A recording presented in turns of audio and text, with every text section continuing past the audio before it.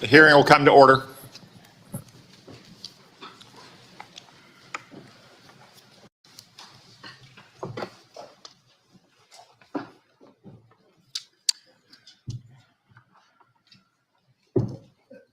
Good morning. Welcome to the Senate Intelligence Committee Annual Worldwide Threats Hearing. I'd like to begin by welcoming our esteemed panel of witnesses, the Director of National Intelligence, Tulsi Gabbard, the CIA Director, John Ratcliffe, the FBI Director, Kash Patel, the Director of the National Security Agency and Commander of U.S. Cyber Command, General Tim Hawk, and the Defense Intelligence Agency Director, Lieutenant General Jeffrey Cruz. Thank you all for your appearance. Thank you for your leadership. I also want to recognize the hard work and dedication of the thousands of men and women in our intelligence community whom you're here to represent today. Their successes are seldom celebrated. Their accomplishments are often unseen. But our nation is grateful to each one for the vital work they do to keep our nation safe, prosperous, and free. Our annual Worldwide Threats Hearing allows for the American people to receive an unvarnished and unbiased account of the real and present dangers that our nation faces. As we will hear from our witnesses, many of the threats we face are truly existential. Communist China is actively working to replace the United States as the world's dominant superpower. China uses coercive military, economic, and influence operations, short of war, to shape a world favorable to its interests and hostile to ours. These methods include the biggest peacetime military buildup in history, rapidly expanding its nuclear forces, providing critical assistance to help Russia withstand U.S. sanctions, obscuring its role in accelerating the spread of COVID-19 beyond Wuhan, turning a blind eye to Chinese companies that enable the production of fentanyl flooding into the United States, and putting space weapons on orbit, among other tactics. Iran, despite setbacks inflicted on its so-called axis of resistance by Israel over the last year, still aims to destroy what it calls the little Satan, the state of Israel, and what it calls the great Satan, the United States. It continues to arm Yemeni rebels to attack global shipping, though these outlaws have suffered terrible losses over the last 2 weeks, thanks to decisive action by President Trump and our brave troops. I commend the President, Mike Waltz, Pete Hegseth, and his entire national security team for these actions. Iran also continues its decades-long effort to develop surrogate networks inside the United States to threaten U.S. citizens. Furthermore, Iran's nuclear program continues apace. It's actively developing multiple space launch vehicles, which are little more than flimsy cover for an intercontinental ballistic missile program that could hit the United States in a matter of years. But all this will soon come to an end. The supreme leader of Iran now faces a stark choice, thanks to President Trump. The supreme leader can fully dismantle his nuclear program, or he can have it dismantled for him. Finally, today's report also acknowledges that illicit drug production endangers the health and safety of millions of Americans. For the first time, the annual threat assessment lists foreign illicit drug actors as the very first threat to our country. As the report highlights, Mexican-based cartels using precursors produced in China continue to smuggle fentanyl and synthetic opioids into the United States. Last year alone, these deadly drugs tragically killed more than 52,000 Americans, more than the number killed in attacks by foreign terrorists or foreign nations. Given these threats, we have to ask, are our intelligence agencies well postured against these threats? I'm afraid the answer is no, at least not yet. As the world became more dangerous in recent years, our intelligence agencies got more politicized, more bureaucratic, and more focused on promulgating opinions rather than gathering facts. As a result of these misplaced priorities, we've been caught off guard and left in the dark too often. I know that all of you agree that the core mission of the intelligence community is to steal our adversaries' secrets and convey them to policymakers to protect the United States. At the same time, it's not the role of intelligence agencies to make policy, to justify presidential action, or to operate like other federal agencies. After years of drift, the intelligence community must recommit to its core mission of collecting clandestine intelligence from adversaries whose main objective is to destroy our nation and our way of life. The reason is not that our intelligence community lacks dedicated patriots who show up to work every day to protect the American people. On the contrary, it has an abundance of them. The reasons are a misuse of resources, bureaucratic bloat, a default to play it safe, and a past administration that prioritized social engineering over espionage. Coupled with recent failures, the finding in today's Worldwide Threat Report should be a wake-up call to all of us to get our house in order. The status quo is proving inadequate to provide the president and Congress with the intelligence needed to protect the American people. As more storms gather, America's intelligence capabilities require urgent reform and revitalization. As the chairman of this committee, I look forward to working with each of you to strengthen America's intelligence edge and refocus our intelligence community on its core mission, stealing secrets. The American people deserve nothing less. We've assembled an impressive team to get this done, and I look forward to hearing your comments. Now I recognize the Vice Chairman for opening remarks. Well, thank you, Mr. Chairman, and good morning, everybody. I want to thank all the witnesses for being here. I got to say, I've been on the committee now for 14 years, and this year's assessment is clearly one of the most complicated and challenging in my tenure on the committee. And I want to get into that in a moment, but I want to first of all address the recent story that has broken in the news.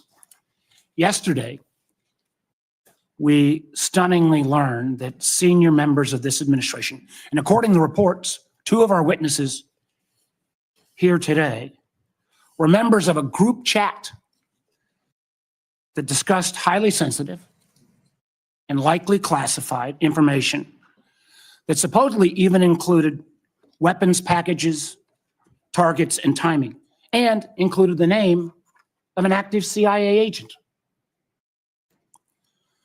Putting aside for a moment that classified information should never be discussed over an unclassified system, it's also just mind-boggling to me that all these senior folks were on this line and nobody bothered to even check Security Hygiene 101. Who are all the names? Who are they? Well, it apparently included a journalist. And no matter how much the Secretary of Defense or others want to disparage him, this journalist had at least the ethics to not report, I think, everything he heard. Question I raise is like, everybody on this committee gets briefed on security protocols. We're told you don't make calls outside of SCIFs of this kind of classified nature. We don't know, and I'm going to ask, obviously. Director Gabbard is the executive in charge of all, keeping our secrets safe. Were these government devices? Were they personal devices? Had the devices been collected to make sure there's no malware? There's plenty of declassified information that shows that our adversaries, China and Russia, are trying to break in to encrypted systems like Signal. I can just say this, if this was the case of a military officer or an intelligence officer and they had this kind of behavior, they would be fired. As I think this is one more example of the kind of sloppy, careless, incompetent behavior, particularly towards classified information, that this is not a one-off or a first-time error.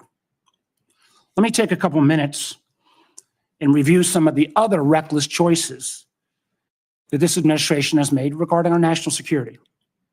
We all recall, it seems like it wasn't that long ago, but less than 2 months ago, In the first 2 weeks, the administration canceled all U.S. foreign assistance. Now, some may say, how bad can that be? It's foreign assistance. Well, U.S. foreign assistance paid for the units in Ukraine to provide air defense to civilian cities being attacked by Russia. Foreign assistance paid for guarding camps in Syria where ISIS fighters are detained. Foreign assistance paid for programs abroad that ensure that diseases like Ebola don't come home. And until recently, it paid for the construction of a railway in Africa that would have helped given the United States much needed access to critical minerals in Congo. Now that project, China's going to try to finance it. As well, in the first 2 weeks, Dr. Patel, the administration fired several of our most experienced FBI agents, including the head of the Criminal Investigative Division, the head of the Intelligence Division, the head of the Counterterrorism Division, the heads of the New York, Washington, and Miami field office, all individuals who were distinctly and directly responsible for helping to keep America safe. The irony in a little bit was the recently dismissed head of the Counterterrorism Division was involved in disrupting the ISIS attacks planned for Oklahoma City and Philadelphia and helped lead the effort to bring to justice the key planner of the Abbey Gate bombing in Afghanistan. It killed 13 U.S. servicemen and 150 civilians. That very Abbey Gate effort was actually praised by the president in his State of the Union address. Yet the administration's response to these agents, I believe, good works and years of service, was to force these folks out. It's hard to imagine how that makes our country safer. Nor can I understand how Americans are made more secure by firing more than 300 staff at the National Nuclear Security Administration, including those responsible for overseeing the security and safety of the nuclear stockpile. Or by ousting 130 employees at CISA, the agency directly responsible for trying to take on China's Salt Typhoon attack. Again, after Salt Typhoon, I would have thought folks on that group chat might have thought twice. Or how we made safer by sacking 1,000 employees at the CDC and NIH who are actually directly working on trying to keep our country safe from disease. Or by pushing out hundreds of intelligence officers. The amazing thing is that our intelligence officers, they're not interchangeable like a Twitter coder. These intelligence officers, our country makes $20,000 to $40,000 of an investment just in getting a security clearance. Literally goes into six figures when you take the training involved. Can anyone tell how firing probationary individuals without any consideration for merit or expertise is an efficient use of taxpayer dollars? And just to make clear that yesterday's story in the Atlantic was not this rookie one-off, it's a pattern. I want to acknowledge Director Radcliffe was not here in his position when this took place. But again, earlier in the administration, when a non-classified network was used, thereby exposing literally hundreds of CIA officers' identities, those folks can't go into the field now. How does that make our government more efficient? You know, again, this pattern of an amazing cavalier attitude towards classified information is reckless, sloppy, and stunning. And perhaps what troubles me most is the way the administration has decided that we can take on all of our problems by ourselves without any needs for friends or allies. I agree that we've got to put America's priorities first, but America first cannot mean America alone. The intelligence we gather to keep Americans safe depends on a lot of allies around the world who have access to sources we don't have. That sharing of information saves lives, and it's not hypothetical. We all remember because it was declassified last year when Austria worked with our community to make sure to expose a plot against Taylor Swift in Vienna. That could have killed literally hundreds of individuals. However, these relationships are not built in stone. They're not dictated by law. Things like the Five Eyes are based on trust, built on decades. But so often that trust is now breaking literally overnight. Yet suddenly, and for no reason that I can understand, the United States is starting to act like our adversaries are our friends. Voting in the UN with Russia, Belarus, and North Korea. That's a rogues gallery if I've ever heard of them. Treating our allies like adversaries, whether it's threats to take over Greenland or over the Panama Canal, destructive trade war with Canada, or literally threatening to kick Canada out of the Five Eyes. I feel our credibility is being enormously undermined with our allies, who I believe, and I think most of us on this committee, regardless of party, believes makes our country safer and stronger. But how can our allies ever trust us as the kind of partner we used to be when we, without consultation or notice, for example, stop sharing information to Ukraine in its war for survival against Russia? Or how can our allies not only not trust our government, but potentially not our businesses with such arbitrary political decisions? Let me give you a few examples.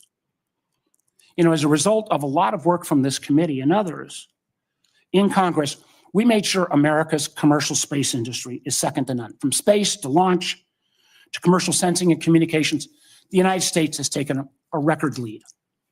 Yet overnight, this administration called into question the reliability of American commercial tech industry when Maxar and other commercial space companies were directed to stop sharing intelligence with Ukraine.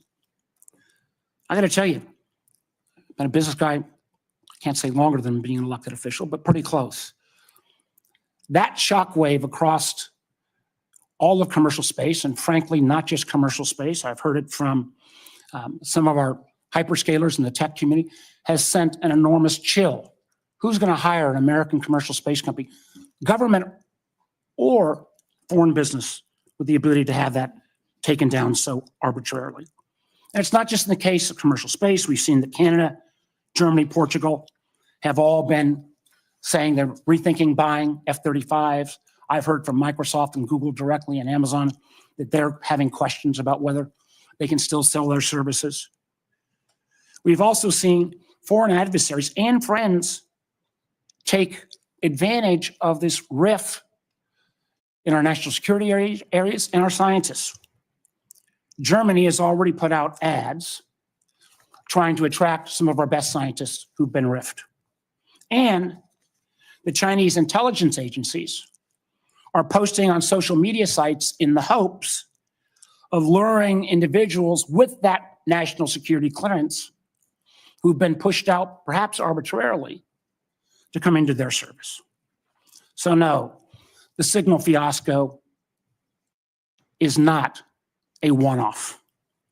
It is unfortunately a pattern we're seeing too often repeated. I fear that we feel the erosion of trust from our workplace, from our companies, and from our allies and partners can't be put back in the bottle overnight. Make no mistake, these actions make America less safe. Thank you, Mr. Chairman. Before I turn to the witnesses hearing, I want to welcome everyone in our large audience today. I also want to note that we will not tolerate any disruptions of the witnesses' testimony or senators' questions and the witnesses' answers. You'll note that we have a large contingent of Capitol Police in the room. Any disruptions, either opposed or in favor to the witnesses, will result in prompt removal from the hearing room, and my encouragement to the U.S. Attorney to throw the book at the person disrupting the hearing. No offense, but we all came to hear the witnesses, no one else in the room. Director Gabbard, I understand you'll make a statement for the panel of witnesses. Thank you, Mr. Chairman, Vice Chair, members of the committee. Thanks for the opportunity for us to be here to present you the intelligence community's 2025 annual threat assessment. I'm joined here this morning by my colleagues from the CIA, DIA, FBI, and NSA. Our testimony offers the collective assessment of the 18 U.S. intelligence elements making up the U.S. Intel community and draws on intelligence collection and information available to the IC from open source and private sector and the expertise of our analysts. This report evaluates what the IC assesses most threatens our people and our nation's ability to live in a peaceful, free, secure, and prosperous society. As you know, we face an increasingly complex threat environment that is threatening us here at home and our interests abroad. I'll begin by focusing on what most immediately and directly threatens the United States and the well-being of the American people: non-state criminal groups and terrorists putting American lives and livelihood at risk. Then I'll focus on the key nation states who have the capability to threaten the interests of the United States. In this complex environment, non-state and state actors are able to exploit or take advantage of the effects of each other's activities. Conventional and asymmetrical capabilities, even the traditionally weakest of actors are able to acquire from available advanced technologies, creates an even more complex and serious threat landscape. First, I'll highlight the threats presented by several non-state actors. Cartels, gangs, and other transnational criminal organizations in our part of the world are engaging in a wide array of illicit activity, from narcotics trafficking to money laundering to smuggling of illegal immigrants and human trafficking, which endanger the health, welfare, and safety of everyday Americans. Based on the latest reporting available for a year-long period ending October 2024, cartels were largely responsible for the deaths of more than 54,000 U.S. citizens from synthetic opioids. Mexico-based transnational criminal organizations, or TCOs, are the main suppliers of illicit fentanyl to the U.S. market and are adapting to enforcement and regulatory pressures by using multiple sources and methods to procure precursor chemicals and equipment, primarily from China and India, many of which are dual-use chemicals used in legitimate industries. Independent fentanyl producers are also increasingly fragmenting the drug trade in Mexico. The availability of precursor chemicals and ease of making illicit fentanyl have enabled independent actors to increase illicit fentanyl production and smuggling operations in Mexico.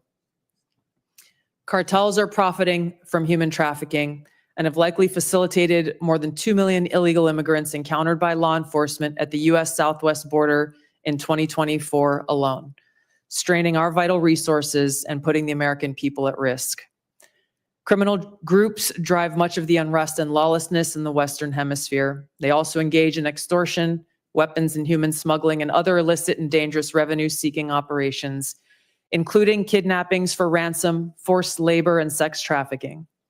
These and other human traffickers exploit vulnerable individuals and groups by promising well-paying jobs while confiscating their identification documents.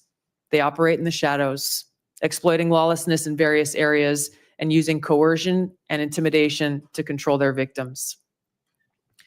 While these key drivers of migrants are expected to persist, heightened U.S. border security enforcement and deportations under the Trump administration are proving to serve as a deterrent for migrants seeking to illegally cross U.S. borders.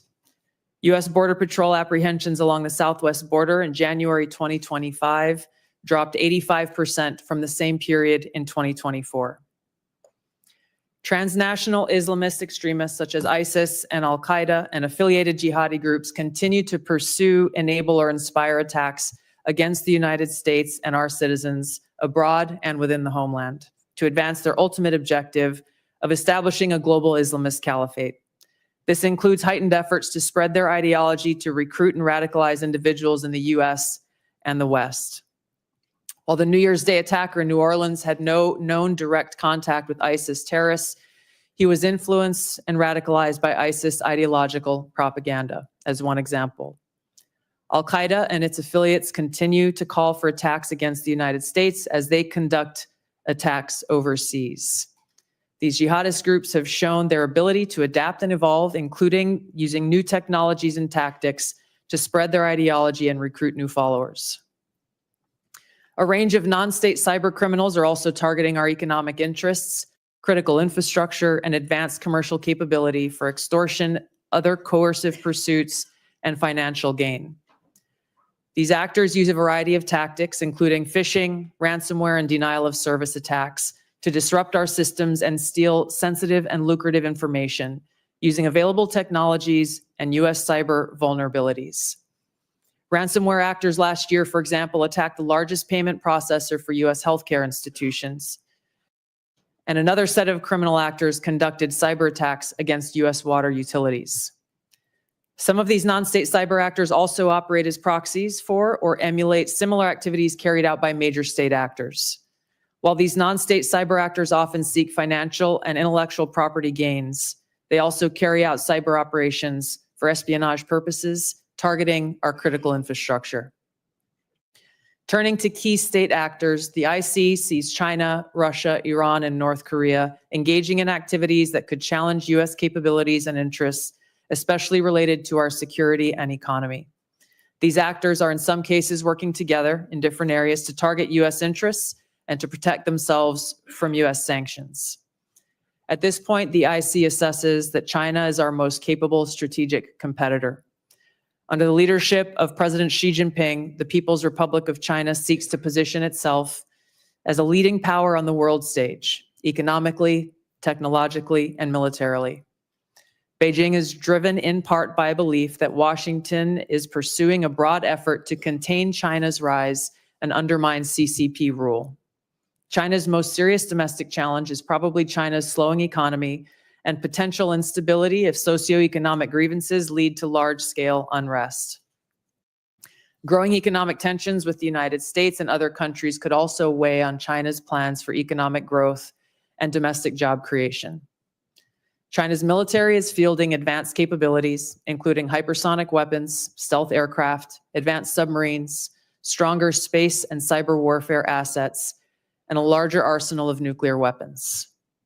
While it would like to develop and maintain positive ties with the United States and the Trump administration to advance its interests and avoid conflict, China is building its military capability in part to gain advantage in the event of a military conflict with the United States around the issue of China's efforts toward unification with the Republic of China, or Taiwan.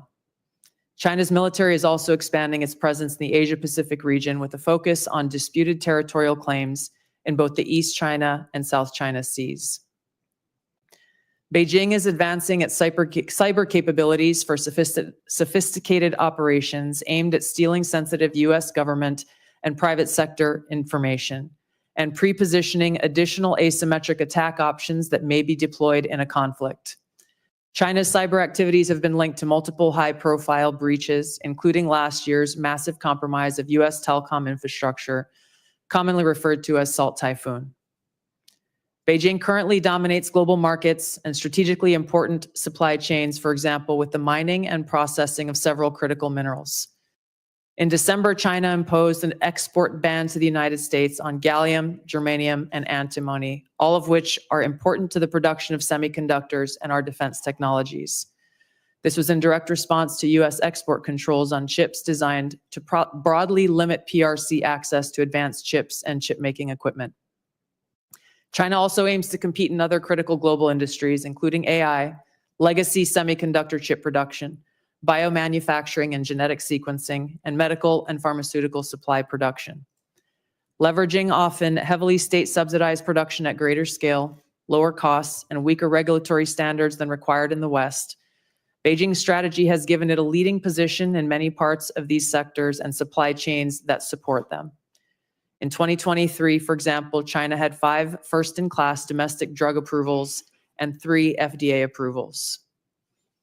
Turning to Russia. Russia's nuclear and conventional military capabilities, along with its demonstrated economic and military resilience, make it a formidable competitor.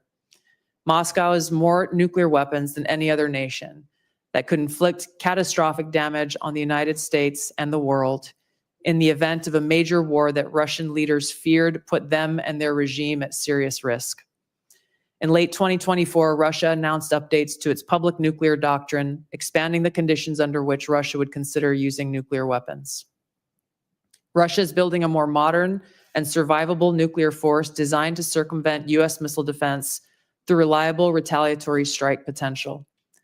Russia intends to deter the U.S. by holding both the U.S. homeland at risk and by having the capabilities to threaten nuclear war in a conflict. Russia's developed advanced cyber capabilities and has attempted to pre-position access to U.S. critical infrastructure for asymmetric options and make it a persistent cyber threat. Russia's cyber activities have been linked to multiple high-profile breaches, including the 2023 hack of Microsoft. Russia is also fielding new capabilities and anti-satellite weapons meant to degrade U.S. and allied space infrastructure. Among Russia's most concerning developments is a new satellite intended to carry a nuclear weapon as an anti-satellite weapon, violating long-standing international law against such activity and putting the U.S. and global economy at risk. Iran continues to seek expansion of its influence in the Middle East, despite the degradation to its proxies and defenses during the Gaza conflict. Iran has developed and maintains ballistic missiles, cruise missiles, and UAVs, including systems capable of striking U.S. targets and allies in the region. Tehran has shown a willingness to use these weapons, including during a 2020 attack on U.S. forces in Iraq and in attacks against Israel in April and October 2024. Iran's cyber operations and capabilities also present a serious threat to U.S. networks and data. The IC continues to assess that Iran is not building a nuclear weapon, and Supreme Leader Khamenei has not authorized the nuclear weapons program that he suspended in 2003. The IC continues to monitor closely if Tehran decides to reauthorize its nuclear weapons program. In the past year, we've seen an erosion of a decades-long taboo in Iran on discussing nuclear weapons in public, likely emboldening nuclear weapons advocates within Iran's decision-making apparatus. Iran's enriched uranium stockpile is at its highest levels and is unprecedented for a state without nuclear weapons. Iran will likely continue efforts to counter Israel and press for U.S. military withdrawal from the region by aiding, arming, and helping to reconstitute its loose consortium of like-minded terrorists and militant actors, which it refers to as its axis of resistance.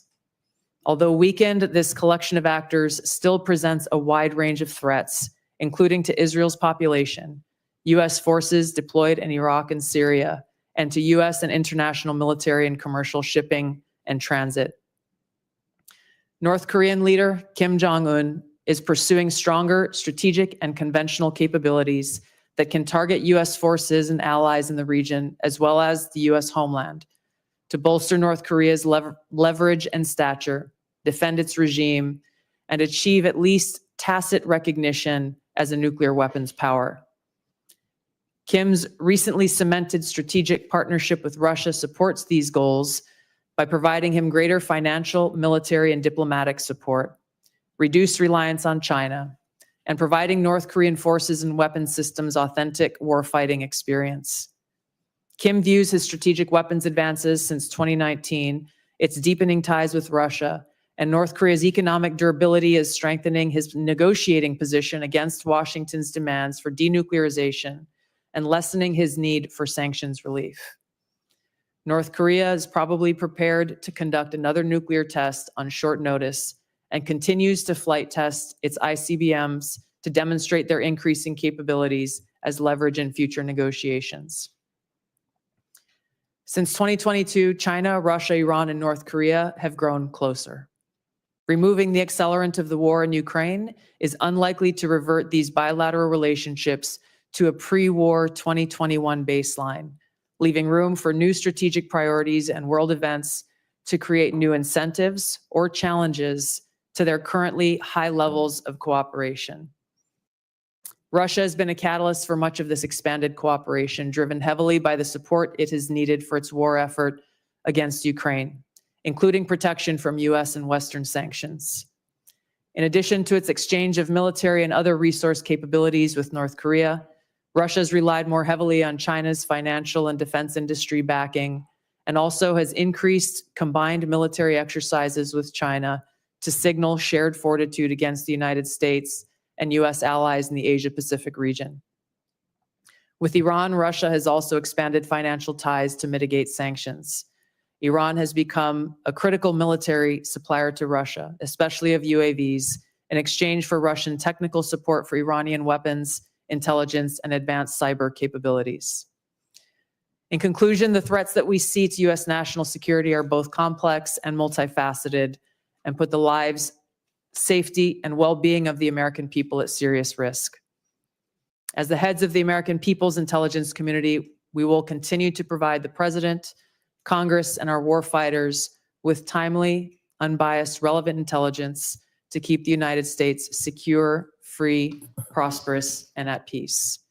To the American people specifically, our intelligence community exists to serve you and to ensure your safety, security, and freedom.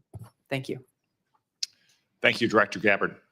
As I mentioned in my opening remarks, the annual threat assessment for the first time lists cartels and traffickers as the very first threat. Director Patel, I'm pleased to say that the FBI's Little Rock field office has been doing its part in addressing this threat. The field office, along with other federal, state, and local law enforcement agencies, have arrested nearly 300 immigrants in my state in 2025 so far. Could you provide some color about the nature of the threat these illegal immigrants have posed, not just to Arkansas, but our nation, perhaps including some of the details of the horrific offenses they've committed against the American people? Thank you, Mr. Chairman. Mr. Vice Chairman. The witness will suspend. Their greatest threat to global security is Israel, and the whole world knows it. Stop funding Israel! Stop funding Israel! Stop funding Israel! Stop funding Israel! So that protester was a code pink lunatic saying the greatest threat to world peace is funding Israel. I will observe, for the benefit of the audience here and on television, that code pink is funded by communist China as well, which simply illustrates, speak up now if you want to be removed as well, whoever's saying that.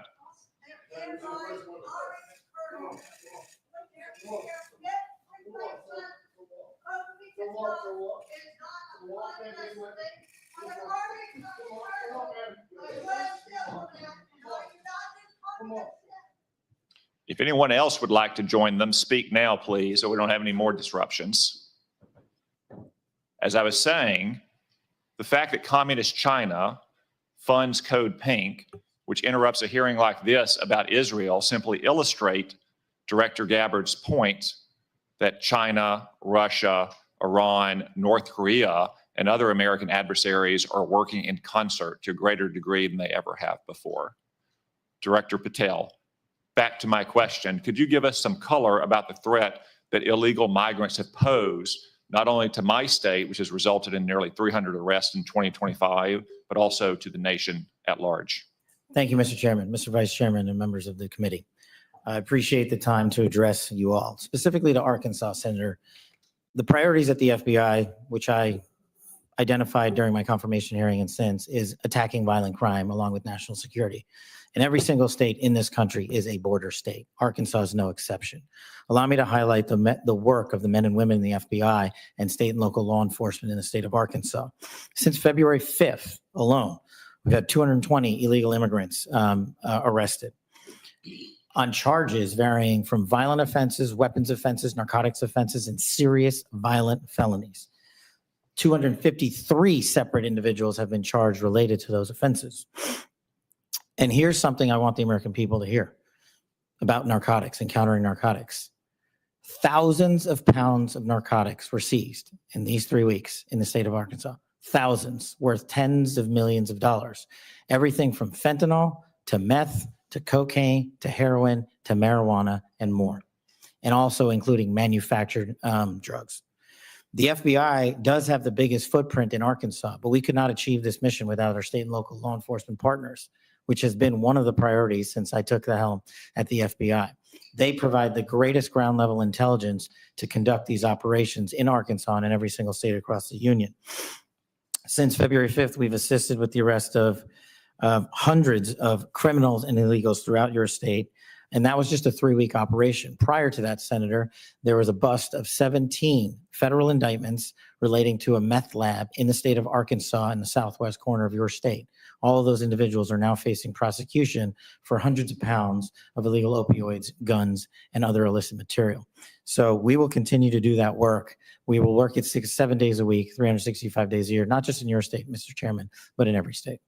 Thank you, Director Patel. As Director Gabbard highlighted from the annual threat report, Director Ratcliffe, many, if not most, of the chemical precursors for deadly fentanyl produced by Mexican drug cartels originates in China.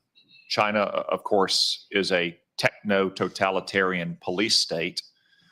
They have technology to monitor their own people that Soviet Russia could have only imagined. Is there any reason, Director Ratcliffe, to believe that China could not monitor and crack down on this flow of chemical precursors to Mexico if it chose to do so? Thank you, Senator, for the question. No, there's nothing that prevent China, the People's Republic of China, from cracking down on fentanyl precursors. As you well know, Senator, one of the reasons that they don't is that there are more than 600 PRC-related companies that produce those precursor chemicals in an industry that generates $1.5 trillion. That is one of the reasons that we see that Chinese efforts to affect the fentanyl precursors are really limited in nature and intermittent in nature, and not a dedicated effort to enforce their own laws and regulations to crack down on this. Thank you, Director Ratcliffe. I have many more questions I could ask, but I'm going to try to lead by example and stay within the 5-minute limit for the benefit of senators. I remind everyone there is a vote scheduled at noon. I hope to finish the open portion of this hearing before that vote closes, after which time we'll move to the closed portion. The Vice Chairman.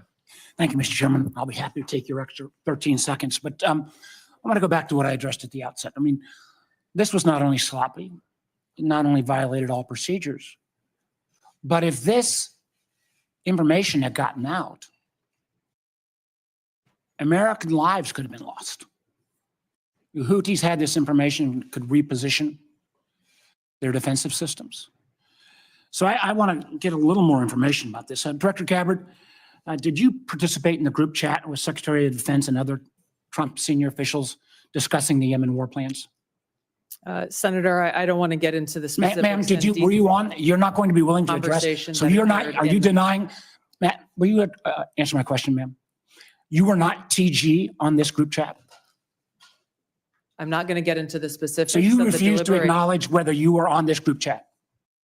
Senator, I'm not going to get into the specifics. Why aren't you going to get into the specifics? Is it because it's all classified? Because this is currently under review by the National Security Because it's Council. all classified? If it's not classified, share the text now. As the White House previously Is it stated, classified or I non-classified can information on this text? I can confirm. Director Radcliffe, were you on the group chat? Senator, I was on a signal messaging group. So you were the John Ratcliffe on that chat? I was. Thank you, thank you. Can I provide some context, Senator, to that? Yes, but I've got So- a series of questions. Well, Director. but I think it's important because at the outset, you made a couple of comments about signal messaging using encrypted apps. So that we're clear, one of the first things that happened when I was confirmed as CIA director was signal was loaded onto my computer at the CIA, as it is for most CIA officers. One of the things that I was briefed on very early, Senator, was by the CIA records management folks about the use of signal as a permissible work use. It is.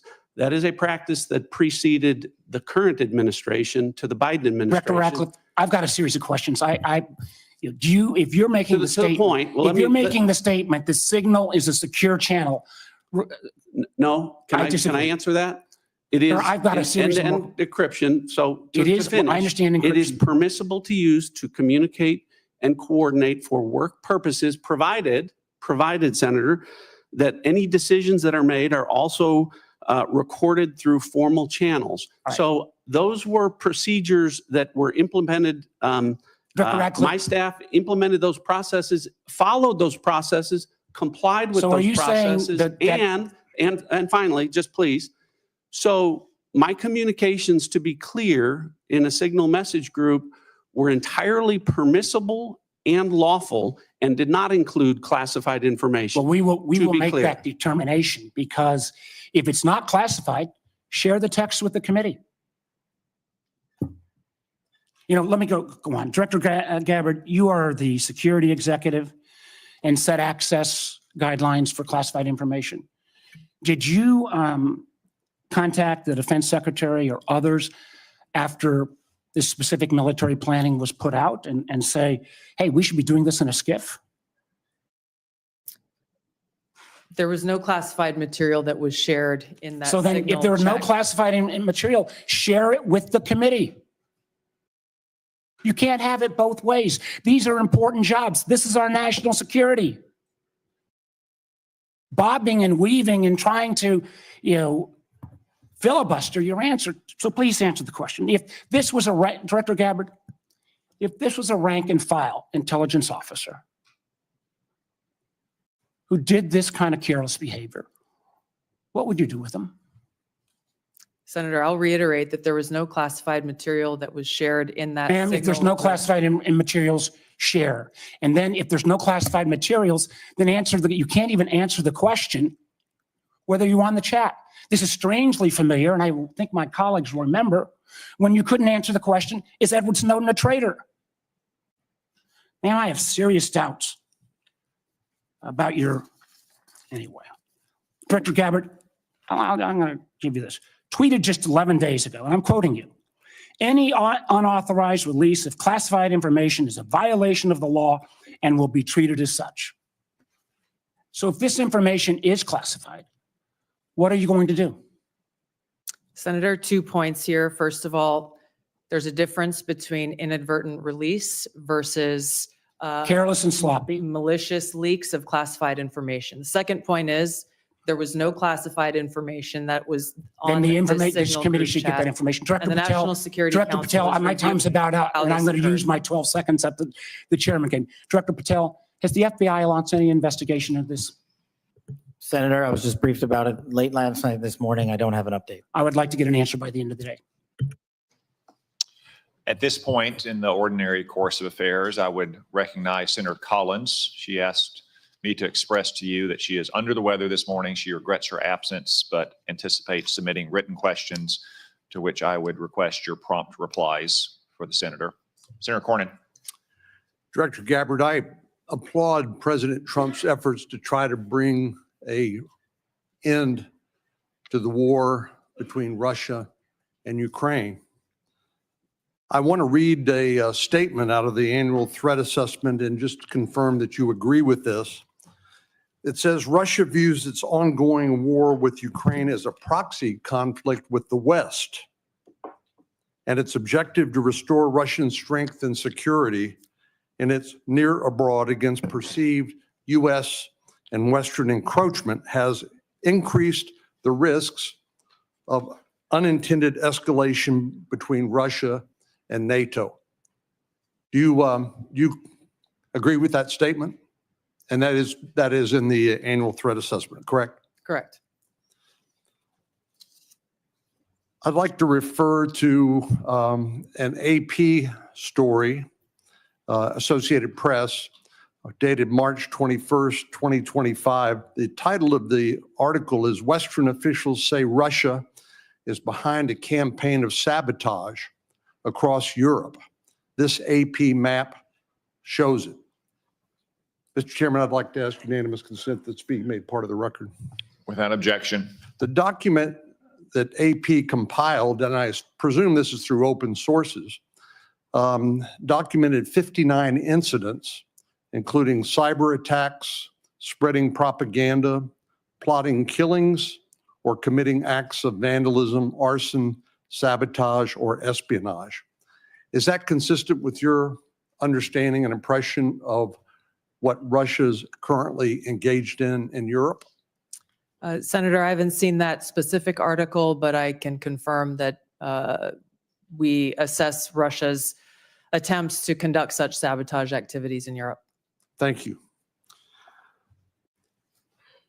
One of the things that I'm most concerned about following some of the discussions between Russia and Ukraine and the United States and our other allies, obviously, as I said, peace between Ukraine and Russia is the desirable end state. I think you'd have to be crazy to say otherwise. But I also want to talk a little bit about the unexpected or maybe unintended consequences of European insecurity. I know the incoming Chancellor of Germany has talked about the possibility that Germany might share its nuclear weapons with Ukraine and suggested that the UK would be part of that.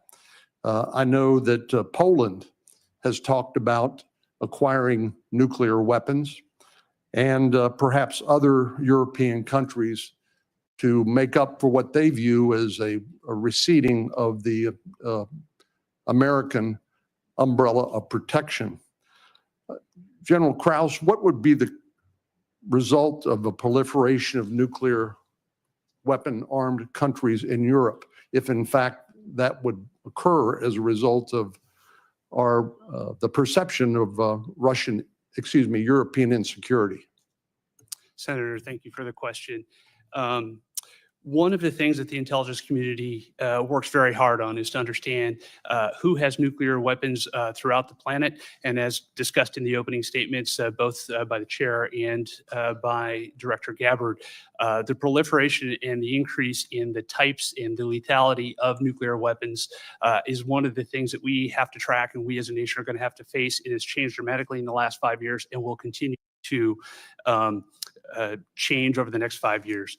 The addition of additional countries which have their own deterrence policies and will act in a nuclear dialogue, or the presence of those weapons, the security of those weapons, the movement and the threat of use of those weapons complicates the environment by which all of us will operate and will complicate all of the decisions by which all future conflict and the political decisions that we support of the decision makers. It makes the world a more dangerous place, does it not? Senator, yes, it does. And just by way of history, Ukraine used to have the third largest arsenal of nuclear weapons on the planet. But as a result of negotiations between Russia and Ukraine and the United Kingdom, the Budapest Memorandum documented a commitment by Russia and the United States to protect the territorial integrity of Ukraine in exchange for them giving up their nuclear weapons. Did I correctly summarize the content of the Budapest Memorandum back in 1994? Yes, Senator, you did. And Ukraine willingly gave up its weapons for the protection of others. Thank you very much. Senator Wyden. Thank you, Mr. Chairman. And obviously, my colleagues and I feel very strongly about the war planning meeting over unclassified phones. Obviously reckless, obviously dangerous, both the mishandling of classified information and the deliberate destruction of federal records are potential crimes that ought to be investigated immediately. And I want to make clear that I'm of the view that there ought to be resignation, starting with the National Security Advisor and the Secretary of Defense. Director Ratcliffe and Director Gabbard, have you participated in any other group chats with senior Trump administration officials in which classified information was shared using phones that weren't cleared for such information? Question for the two of you. Senator, thank you for the question. I haven't, your question was, have I participated in any other group chats sharing classified information? To be clear, I haven't participated in any signal group messaging that relates to any classified information at all. Okay.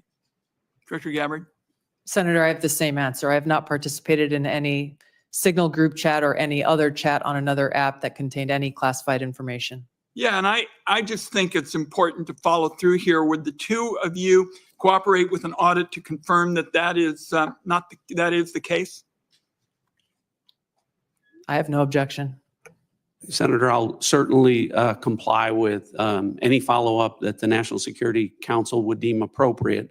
But again, to be clear, the use of signal message in end-to-end encryption applications is permissible and was, in this case, used permissibly, at least to my understanding, and in a lawful manner. The seriousness of this is so clear. That's why I want to have an audit, and both of you gave me an answer indicating that you would be open to that, and I appreciate it. Director Patel, You weren't in this particular group chat, but have you participated in any chats on unclassified phones with other administration officials relating to national security?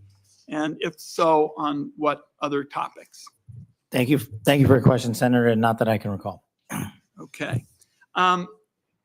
Question I have for you, Director Gabbard, involves this question of Elon Musk wasn't going to see the military's China war plans because he said he, quote, has business in China and he would be susceptible perhaps to that. That was his comment. So as DNI, you're responsible for security clearance policies across the government. Under your watch, how are you going to go about carrying out this obligation? Because I think it obviously is a very significant one in terms of American national security. Thank you, Senator. As you know, the Office of the Director of National Intelligence provides oversight over these different 18 intelligence elements. Leaders within those elements are empowered with that responsibility to uphold the trust that the American people have placed in them. In this example that you've cited, both Secretary Hegseth as well as President Trump completely denied the assertion that Elon Musk was going to receive any kind of classified war plan brief pertaining to China or any other country. So on the question of whether the president has the prerogative to get clearances is really the area that I want to touch on, because you're formally responsible for security clearance policies, and that's why I'm asking about it. So can a president decide who gets the clearance? Yes. So what about your role? You're formally responsible for security clearance policies. That is also true. So how do we resolve it? President just gets his way. The elected president and commander-in-chief has the authority to provide a security clearance to those who he deems necessary. Mr. Chairman, and to the ranking member, I think we have to have a further discussion on this and figure out what the ground rules, are. I think it's clear what the director says. I just think we need more clarity, because I think you have the formal responsibility for security clearances. And now we've heard that this somehow is going to be the president's project. And I think we ought to have further discussions. Thank you, Mr. Chairman. Senator Langford. Mr. Chairman, thank you. Thank you to all of you and your service to the country. It matters. There are a lot of citizens of our country right now that have much greater security in their life because of the work that you do and the people that are working around you do. So I just want to say I appreciate that. For the folks in Oklahoma, they would definitely want me to be able to say thank you for your service. Let me ask a couple of questions on this. Director Gabbard, let me start with you on this. Iran has been listed as one of the top sponsors of terrorism for a very long time. They are the primary armors of Hezbollah, of Hamas, of the Houthis. They're arming the Russians to be able to kill Ukrainians. They continue to be able to destabilize the region. And just in the recent days, when many nations in the Gulf region have talked about how to provide greater stability, Iranian leadership stepped out and made very clear statements. They want a one-state solution for Israel, and it's to drive out all Jews. So this continues to be an issue, not just for the region, but for Americans in particular. So my question is on this is the sanctions and the effect of sanctions, what we know about the Iranian response. Under the Biden administration, those sanctions will turn down, where, quite frankly, Iran has been able to sell $90 billion in oil on the global market to be able to rearm itself and all the others around the region. Now sanctions are now going back on to Iran again. What do we know about the effect of those sanctions? Thank you, Senator, for the question. These sanctions have just begun to be reinstated, so the full effects have not yet borne fruit. But the message that the president has sent with his maximum pressure campaign is certainly heard. As the chairman mentioned in his opening remarks, President Trump recently sent a letter to the leader of Iran expressing his interest in direct talks in order to try to de-escalate and to prevent war, prevent Iran from gaining a nuclear weapon, but also stated that there would be military consequences if there was no direct negotiations. So President Trump is continuing to carry out his vision and mission of peace through strength, acting in the best interests of the American people. We will see what choices are made from here. Okay, thank you. Director Patel, during the last administration and the very open border policy that they had, we had some years, including 2022 and 2023, where there were 70,000 individuals that were released into the country that were identified as special interest aliens. This is something this committee and the Homeland Security Committee tried over and over again to get details on. The Biden administration was unwilling to be able to share any of the details on the special interest aliens, led to a great amount of frustration. The comment came often back to us is that FBI is going to track all these individuals and to be able to identify them, even though it was 70,000 a year that were coming into the country. You just walked into this position and trying to get your feet on the ground in so many different issues that are outstanding on that. I raised to you the issue of individuals that are currently illegally present in the country going through a process, but are listed as special interest aliens. By definition from the administration, those are individuals that we don't know their level of risk, but they're considered a national security risk, but we don't know anything else about them from there. So how are you trying to get on top of the number of people that are criminal aliens in the country, but also these special interest aliens that come from terrorist areas? Thank you, Senator. Appreciate your question. As far as the FBI is concerned, you hit on it. Criminal. So we are focused across our interagency partners at DHS, ICE, CBP, CIS, and elsewhere to identify through our information sharing networks that we have stood up with state and local law enforcement to provide us the details on any criminal evidence relating to any of the individuals you highlighted.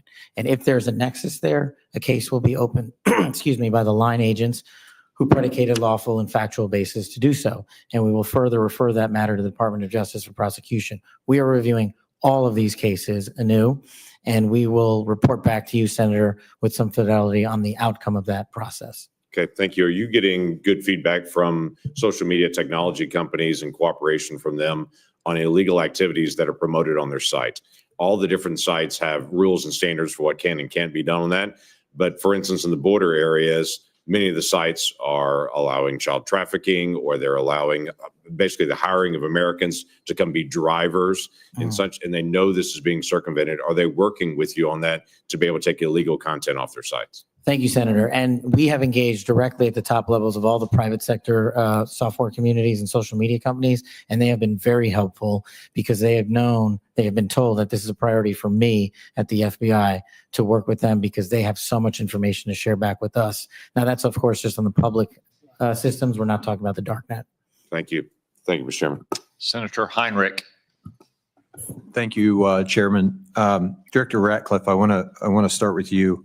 Who determined that the content of this discussion on Signal was not classified? Senator, I guess I'm not. Well, for example, I can speak to my personal knowledge. There was no classified agent mentioned as part of this story. Normally, that would be classified information. So I guess what I'm asking is, did you just determine it was not classified, or was there any declassification after the fact? So to be clear, so everyone understands the process, as we talked about, Signal is a permissible use. I Has been understand used that. at the CIA, has been approved by the White House for senior officials. And has been appropriate for many conversations. and recommended by CISA for high-level officials who would be targeted by foreign adversaries to use end-to-end encrypted apps whenever possible, like Signal. In this case, what the National Security Advisor did was to request through a Signal message that there be coordination. So you mentioned Right. the name of a CIA active officer, correct? So I didn't mention the name. You didn't I mention the mentioned name. Existence of that. And in the article, the implication was that somehow that was improper. That was not the case. So a CIA officer was not operating undercover. So the request for coordination was for a staff member to coordinate on the high side. So I communicated the name of a CIA officer not operating undercover, completely appropriate, who does openly and routinely coordinate with the White House as a member of my staff. So the intimation there that there was something inappropriate was clearly incorrect. Did it occur to you that given the sensitive nature of this discussion, that it could just move to the high side? So that was clearly, Senator, I think the intent was that this was initially set up by the National Security Advisor with the instruction that send a point of contact, and then you will be provided with information further on the high side for high side communication. So I think clearly it reflects that the National Security Advisor intended this to be, as it should have been, a mechanism for coordinating between senior level officials, but not a substitute for using high side or classified communications for anything that would be classified. And I think that that is exactly what did happen. So I'm curious, did this conversation at some point include information on weapons packages, targets, or timing? Not that I'm aware of. Director Gabbard, same question. Same answer, and defer to the Department of Defense on that question. Well, those are two different answers, but you're saying that was not part of the conversation. That's my knowledge. The precise operational issues were not part of this conversation. Correct. Okay. I want to ask you, Director Gabbard, something on a very different track here, which is I very much agree with the conclusion of the ATA that foreign illicit drug actors are a major threat in the United States, and many of you have spoken to this today. Is the IC wrong in its omission of Canada as a source of illicit fentanyl in the ATA? I was surprised, given some of the rhetoric, that there is no mention of Canada in the ATA. Senator, the focus in my opening and the ATA was really to focus on the most extreme threats in that area. And our assessment is that the most extreme threat related to fentanyl continues to come from and through Mexico. So the president has stated that the fentanyl coming through Canada is massive, and actually said it was an unusual and extraordinary threat. And that was the language that was used to justify putting tariffs on Canada. I'm just trying to reconcile those two issues. Is it an unusual and extraordinary threat, or is it a minor threat that doesn't even merit mention in the annual threat assessment? Senator, I don't have the numbers related to Canada in front of me at this time. I'd like to get back to you on the specifics of that answer. It's less than 1% of the fentanyl that we are able to interdict. But if you have different information, I would very much welcome that. Senator Budd.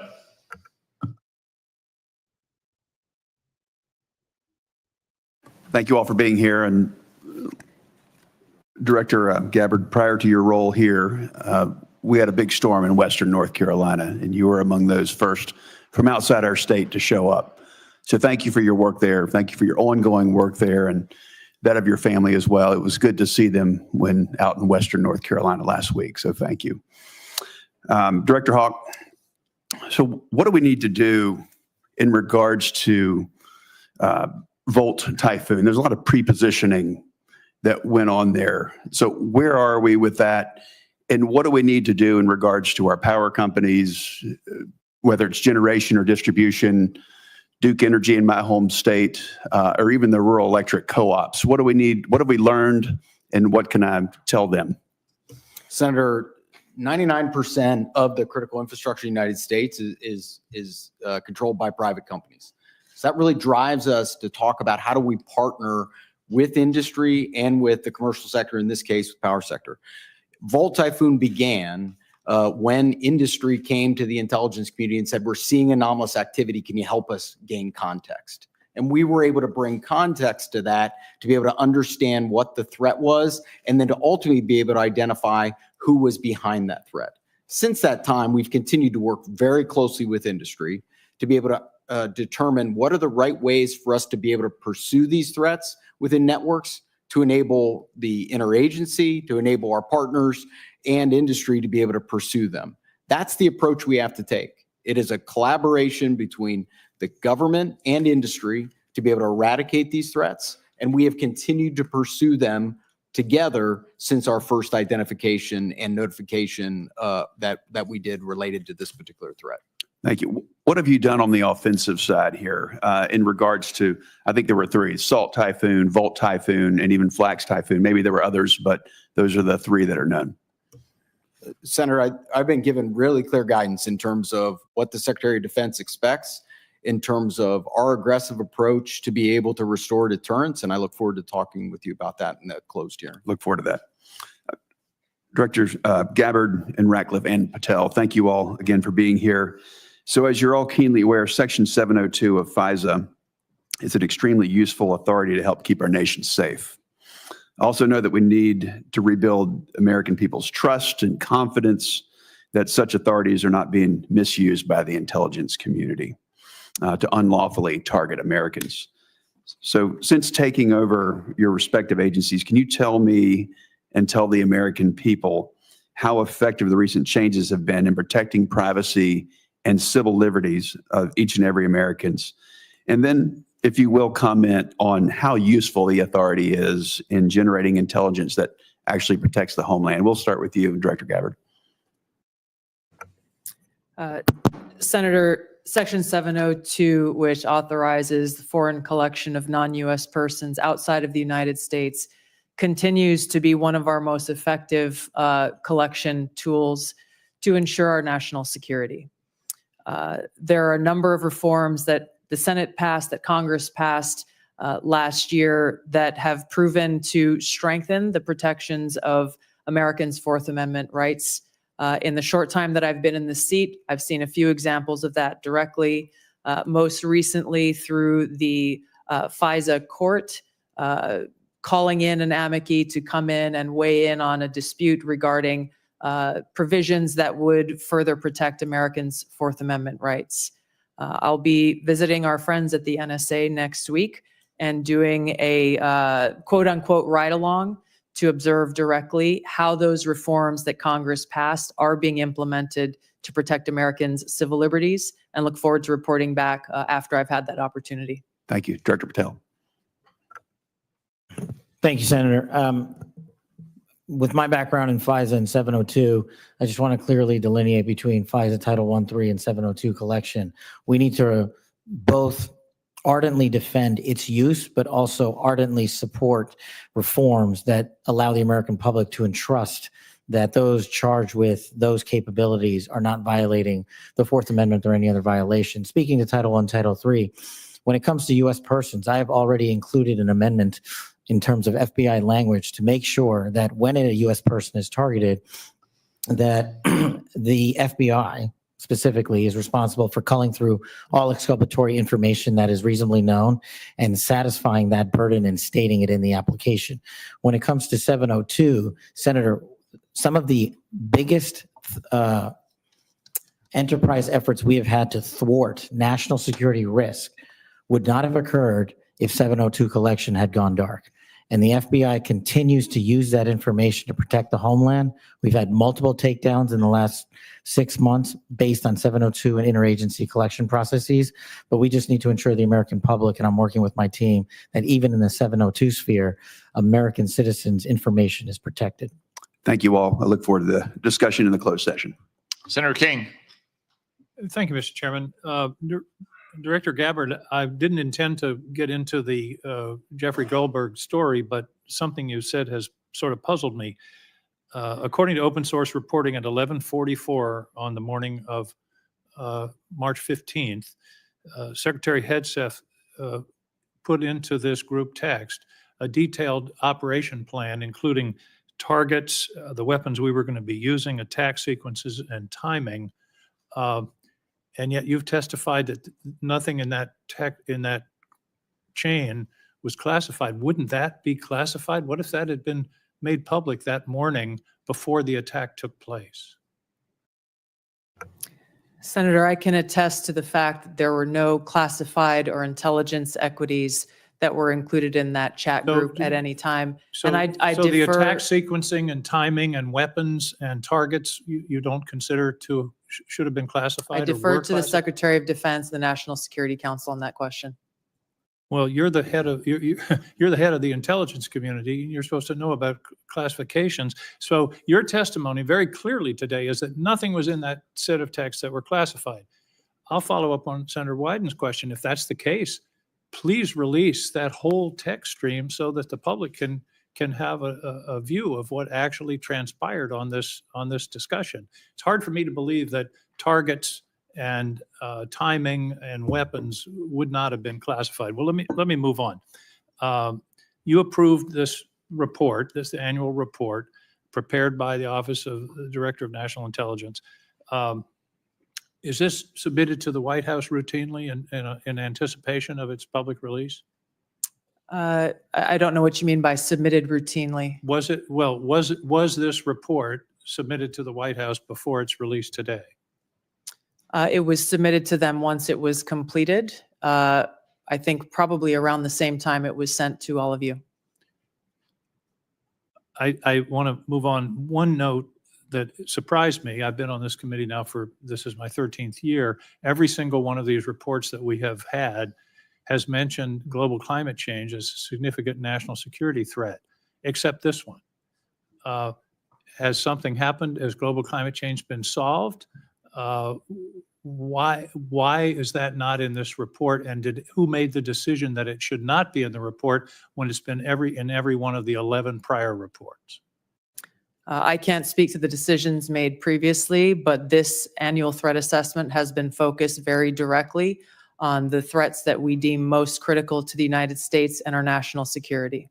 Obviously, we're aware of occurrences within the environment and how they may impact operations, but we're focused on the direct threats to Americans' safety, well-being, and security. How about how they will impact mass migration, famine, dislocation, political violence, which is the finding, by the way, of the 2019 annual threat assessment under the first Trump administration?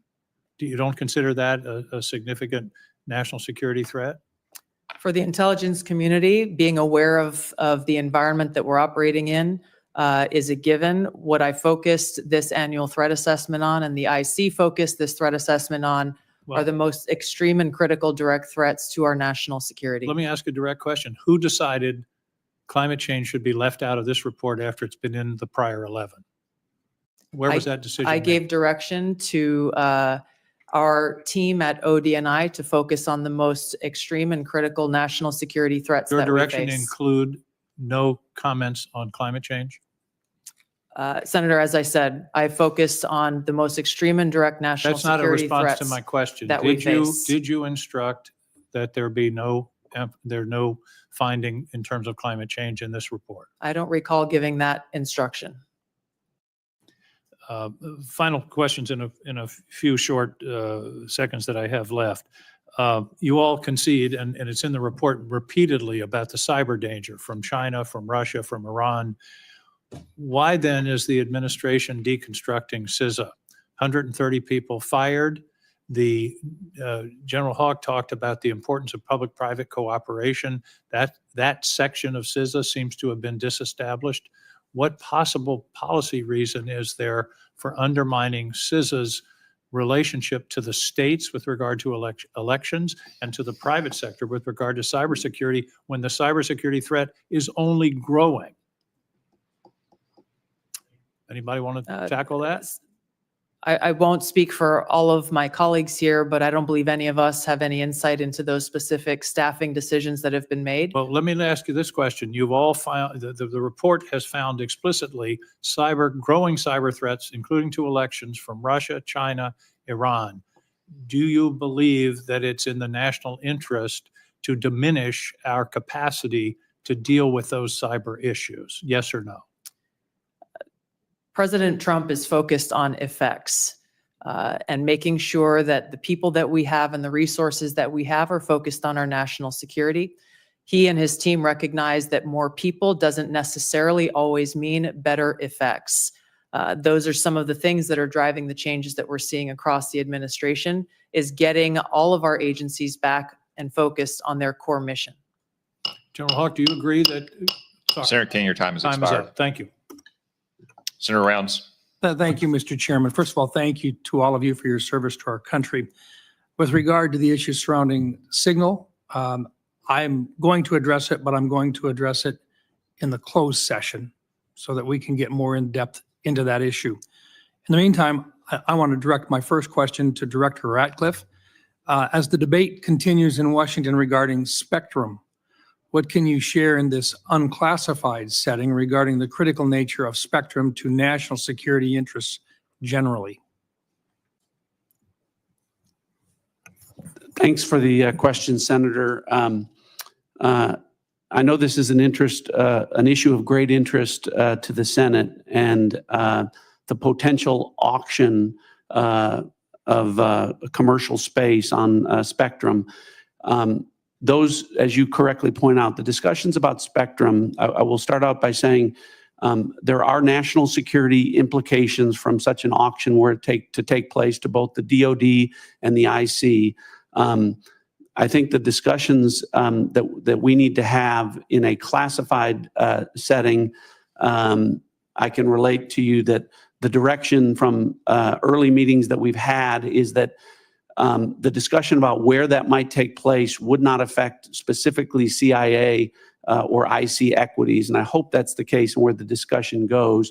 But I think we need to be concerned that a public auction at bands at certain levels would have an impact on our ability to deliver an accurate intelligence picture.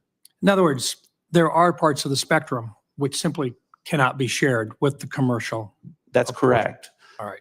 Thank you. And we can talk about the specific reasons about why in a classified setting that would cause a diminishment of our ability to deliver a good threat picture to the commander-in-chief. And in some cases, life or death consequences. Absolutely. Involved. Thank you.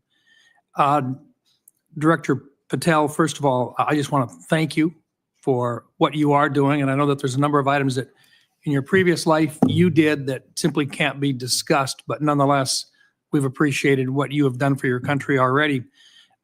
Today, I just wanted to talk to you about, we've seen a series of public news reports about ISIS threats within the United States. And there have been several successful interdictions, Oklahoma City, Philadelphia, New York. Although the question remains as to the total number of ISIS operatives who were able to breach porous borders in the months and years before policy changes in this January of 2025, to what extent is the FBI tracking operatives who remain in the United States today? And what is the FBI doing to track them down? Thank you, Senator. I appreciate your question and your comments. So the priorities at the FBI since I took over have been violent crime and national security, and this speaks directly to national security.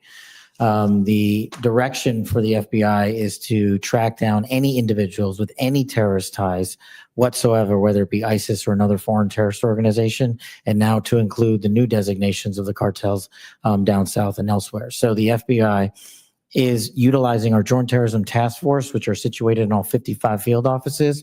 But the key to success there is our partnership with state and local law enforcement who have the ground level intelligence on some of these operatives. And as you've highlighted, we've already shut down numerous threats, and we've identified publicly where permissible these threats and individuals and where they're coming from. And I think the FBI is doing a very good job right now in collecting this information through our interagency process. And we will continue to thwart every bad actor affiliated with a terrorist organization or otherwise. Thank you.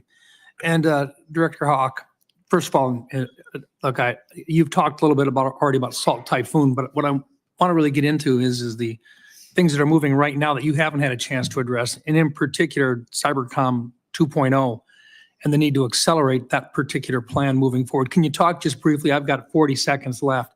Talk to us a little bit about how critical 2.0 is in terms of countering the cyber activity that's going on through nefarious actors. Senator, what we were asked to do by Congress was to look at what's the force generation model for the Department of Defense to be able to generate cyber forces. Based off of that request, I produced a recommendation for the Secretary that outlined 3 critical things, which is really how we manage the talent, how we develop the talent in the department, and also how we equip that talent underpinned by compute and AI. We've brought that plan initially back to Secretary Hegseth. He told us to go faster. We've delivered him that plan. And now, based off of his guidance, we will now begin to move forward with the rest of the department. Thank you. Thank you, Mr. Chairman. Senator Bennett. Thank you, Mr. Chairman. Thank you very much for holding this hearing, and thank you for being here.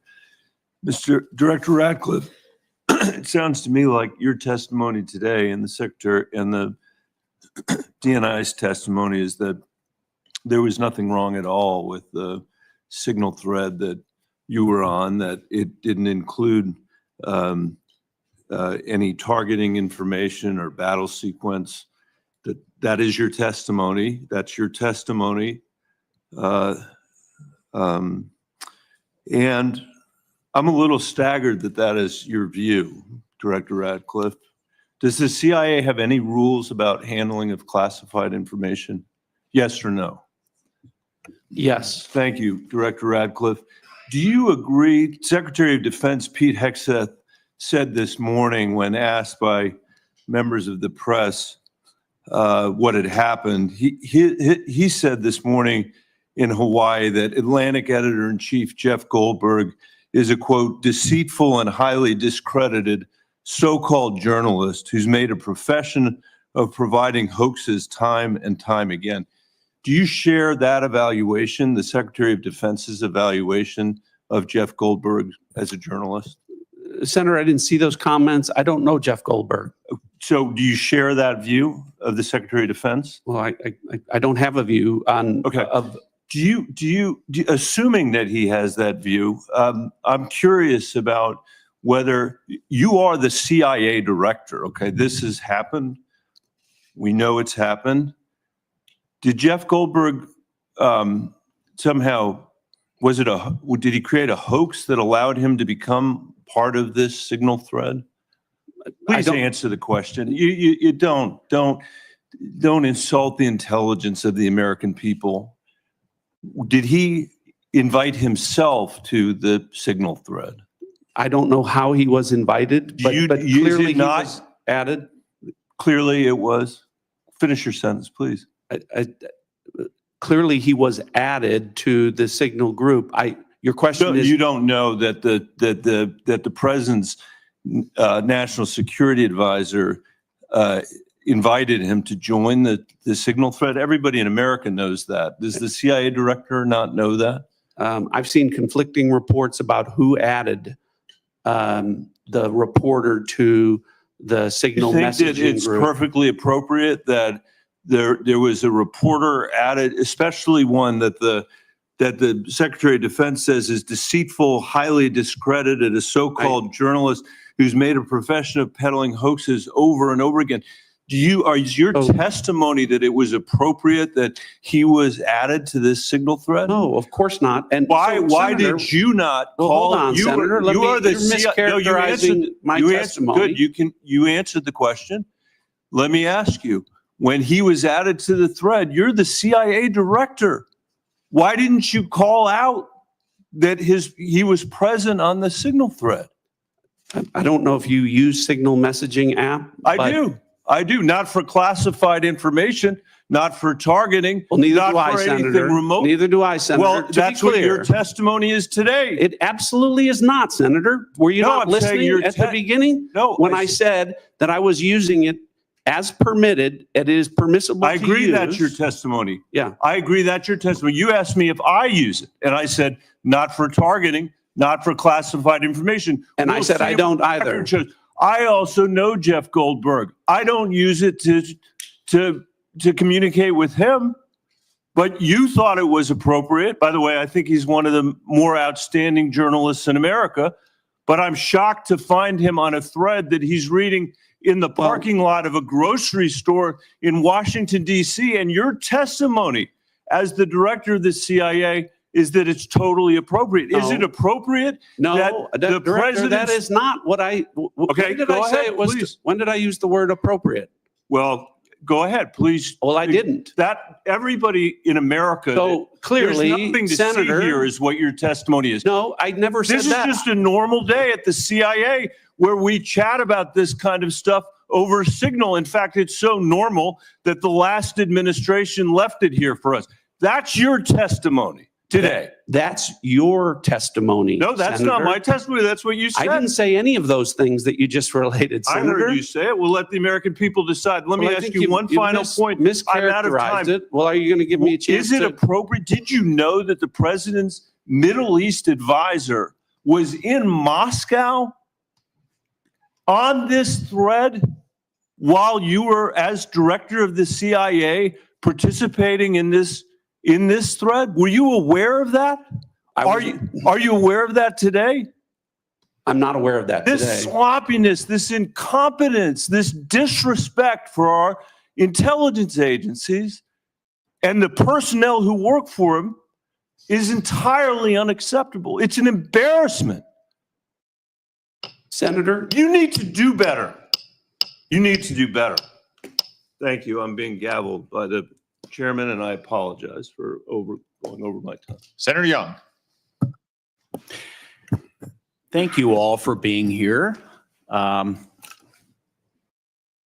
I'll be asking some follow-up questions, clarifications about this Signal episode in a closed setting, and try and work with all of you to bring clarity to that situation. It appears to me there's some unanswered questions. It'll take some time, I think, to get there in a more dispassionate setting. Director Gabbard, I'm going to begin today asking you some questions about emerging technology. This has been a real point of emphasis, I know, of our broader national security community for a period of time. We know that PRC is making generational investments in certain emerging tech, AI, biotech, and other areas of technology to reduce their vulnerability against any supply chain disruptions and to lead the world in some areas. As the IC assesses, the PRC is seeking to, quote, become a global S&T superpower, surpass the United States, promote self-reliance, and achieve further economic, political, and military gain. So, Director Gabbard, can you describe the actions China is taking to operationalize that IC assessment in ways that directly target the security and prosperity of everyday Americans?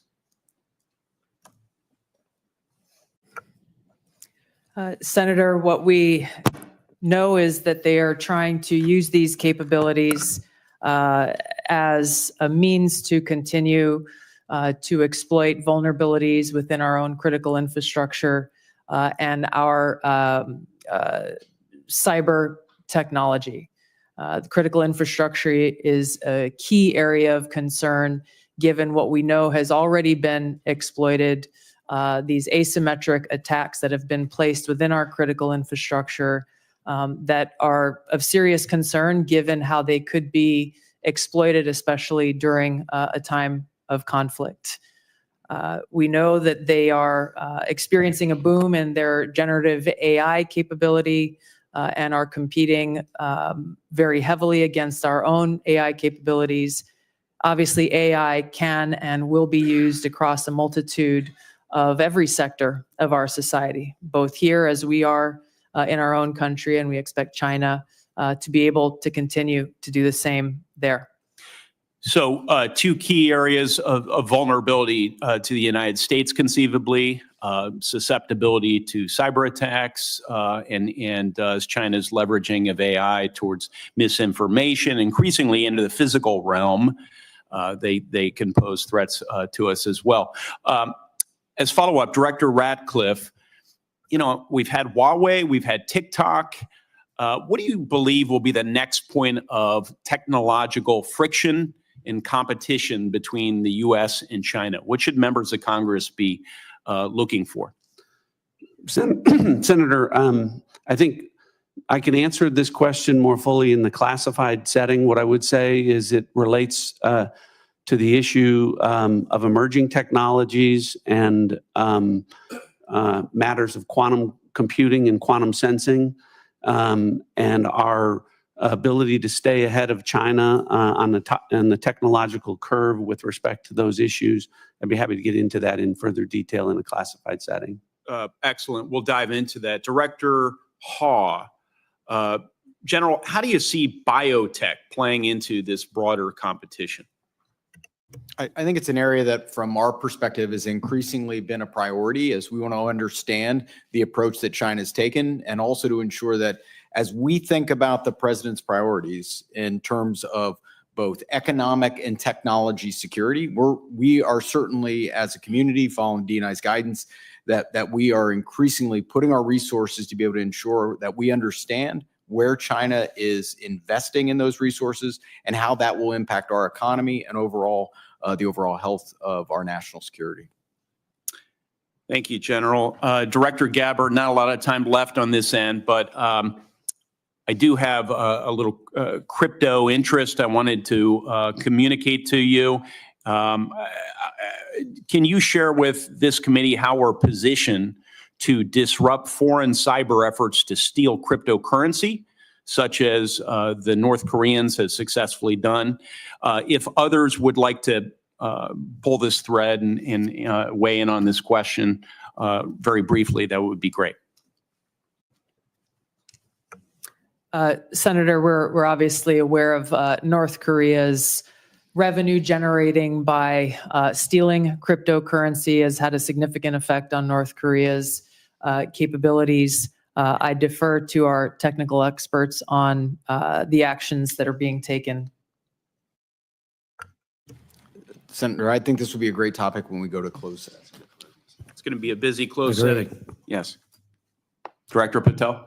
I agree with the general. In closed session, I can provide some details. It's what you get when you visit with a bunch of spies. All right, Chairman. Senator Kelly. Thank you, Mr. Chairman. I'm going to come back to the topic of the day here, the signal chain as reported by the Atlantic.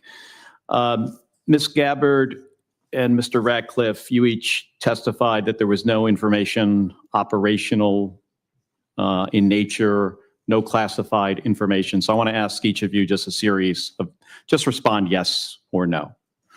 I'll start with Ms. Gabbard. In the signal chain that we have been talking about, was there any mention of a target in Yemen?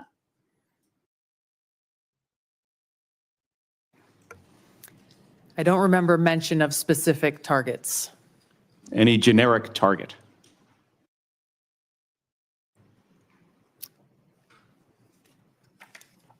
I believe there was discussion around targets in general.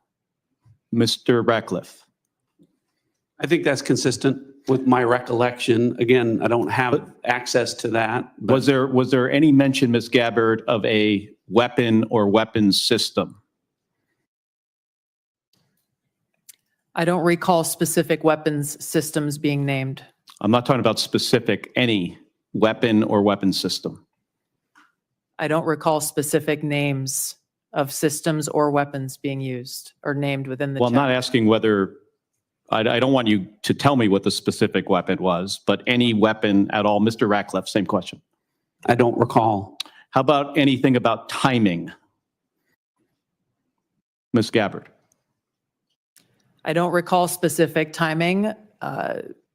Was there any I won't mention? get into the detail of the conversation, but obviously there was a significant amount of planning and internal discussions that had occurred prior to and outside of this signal chat. Mr. Ratcliffe, you're nodding your head. Any mention of any military unit whatsoever? Mr. Ratcliffe? Not that I recall. Ms. Gabbard? Not that I recall. Okay, so I understand that DoD policy prohibits discussion of even what is called controlled unclassified information, or CUI, on unsecured devices. Are both of you aware of that DoD policy? I haven't read that policy. Not familiar with the DoD policy, but I would say that the Secretary of Defense is the original classification authority for DoD in deciding what would be classified information.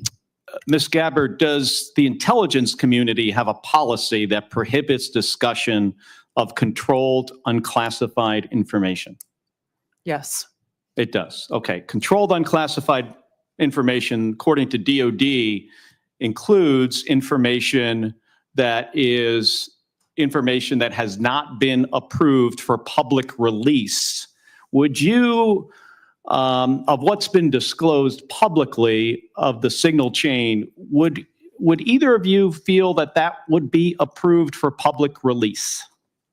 Ms. Gabbard.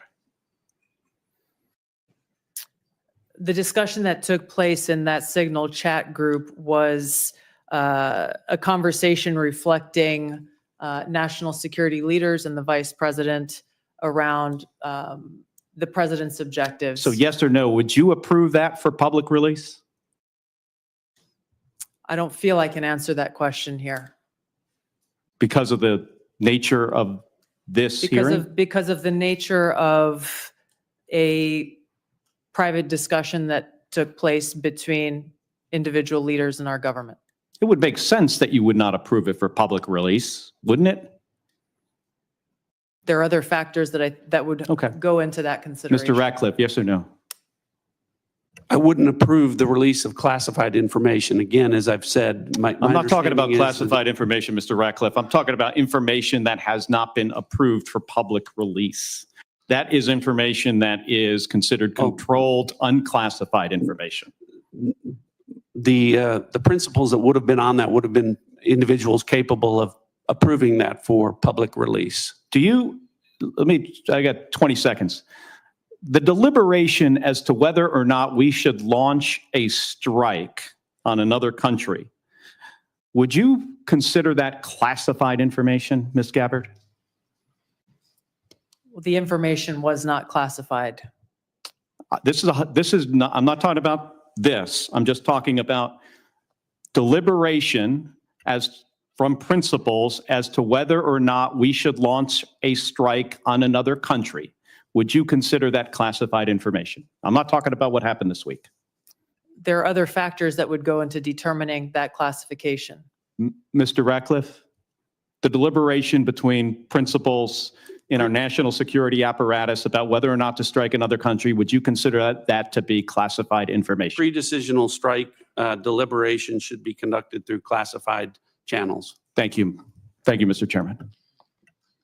If I may, I just want to return, Mr. Ratcliffe, to your answer there in part to Senator Kelly. It's been raised at several occasions now in this hearing about whether classified information was discussed in this chat. And you mentioned about the Secretary of Defense being what you called, I think, the original classification authority. Correct. Correct.